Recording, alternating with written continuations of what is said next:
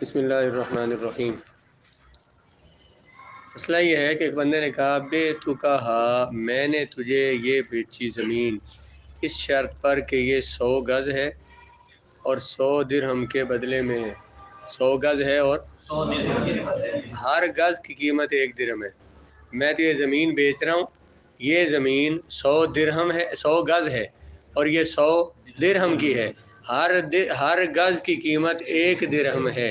پھر اس نے زمین جب ناپی تو وہ اس سے کم نکلی، تو اسے اختیار ہے کہ جتنی زمین نکلی ہے اتنا ثمن دے کر تو لے لے، اتنی زمین کا ثمن دے کر لے لے۔ وَإِنْ شَاءَ تَرَكَهَا، اور اگر چاہے تو سارا ہی سودا ختم کر دے۔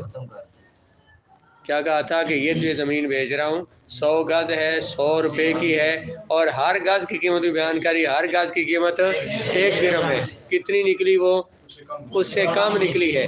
تو ہر گز کی قیمت بیان کی تھی نا، جتنے گز نکلے ہیں اتنے گزوں کی قیمت دے کر تو لے لے، اگر چاہے تو جتنے گز نکلے اتنے قیمت دے کر لے لے اور چاہے تو ساری بیع کو فسخ کر دے۔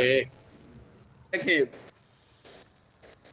جناب، پٹھان نے بنانا ہے یوٹیلیٹی سٹور بنانا ہے اس نے اس جگہ پہ، تو سٹور والوں کی جنہیں بنا کے دینا ہے یا بینک بنانا ہے، ان کی ڈیمانڈ اتنی ہے کہ یہ 100 گز ہونا چاہیے، یہ زمین جو ہے یہ 100 گز ہونی چاہیے۔ تو ظاہر اس نے 100 گز خریدی تھی، اسے چاہیے تھی 100 گز نہیں ملی۔ اگر 100 گز نہیں ملتی اس کا وہ کام ہی نہیں چلتا، جو اس نے بینک بنانا ہے وہاں پہ وہ نہیں بنتا۔ تو اس لیے پھر اس کی غرضیں صحیح تھی، ضرورت تھی اس کی، وہ ضرورت پوری نہیں ہوئی تو یہ بیع کو فسخ کر سکتا ہے اور لے سکتا ہے۔ کیوں؟ اگر لینا چاہے تو جتنی ہوئی ہے اتنی لے سکتا ہے، کیونکہ ہر گز کی قیمت بیان ہوئی ہے، یہاں کسی قسم کی کوئی جہالت نہیں رہی ہے۔ ہر گز کی قیمت بیان ہوگی، ہر گز کی قیمت جتنے گز نکلے اتنوں کی قیمت دے کر لے سکتا ہے، اس میں کوئی حرج نہیں ہے۔ مسئلہ سمجھ آ گیا؟ وَإِنْ قَالَ، ترجمہ دیکھیں، اگر کہا بائے نے میں نے بیچی تجھ کو یہ زمین، بے تو کا میں نے بیچی تجھ کو ہاں یہ زمین، اس شرط پر کہ یہ 100 گز ہے۔ گز ہوتا ہے، غز نہیں ہوتا۔ کیا؟ 100 گز ہے 100 درہم کے بدلے میں، ہر گز 1 درہم کے بدلے میں۔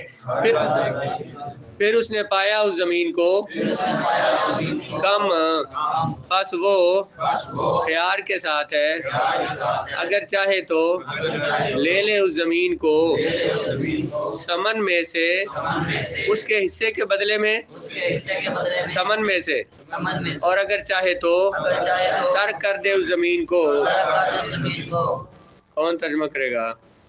اگر تو گز کام نکلے تو کیا تھا بھلا؟ جتنی گز نکلے اتنے قیمت دے کر لے لے۔